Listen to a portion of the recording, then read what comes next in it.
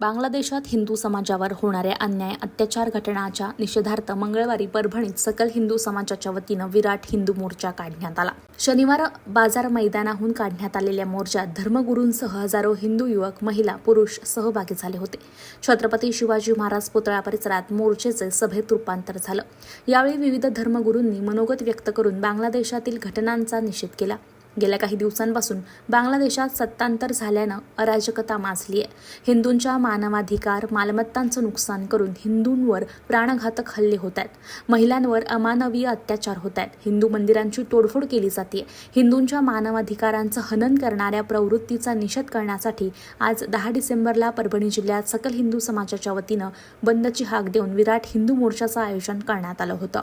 हिंदूवर जो अत्याचार होत आहे हा सगळा अत्याचार बंद व्हावा, आमच्या माता भगिनी सुरक्षित राहाव्यात, आमचे मठ मंदिरे सुरक्षित राहावेत, आमचे जे काही धार्मिक स्थळं आहेत ते सुरक्षित राहावेत। याच्याकरता हे केवळ आमच्या महाराष्ट्रातच नाही तर आता आमच्या गावात सुद्धा आम्हाला सुरक्षित हवी आहे।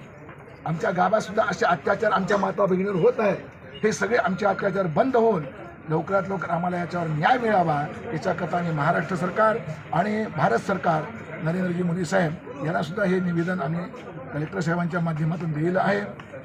लवकरात लवकर ते दखल घेतील ही आम्हाला आणि आपण सुद्धा हे कार्य करावं ही आपल्या सगळ्यांना आमची विनंती। परभणी जिले के हिंदू समाज ने एकता से यही एक सरकार से आशा रखी है, हिंदुओं पे होने वाले अत्याचार बंद हो।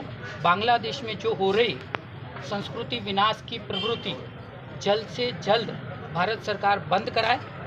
हमारे माननीय नरेंद्र भाई मोदी से वही हम अपेक्षा कर रहे हैं और हिंदू समाज का बच्चा बच्चा वही अपेक्षा चाहता है और हमें विश्वास है कि हमारे प्रधानमंत्री उस विषय पे जल्द से जल्द काम करेंगे और आप मीडिया के माध्यम से हमें हमारी बात वहाँ तक पहुँचे यही आशा रख रहे हैं। जय हिंद।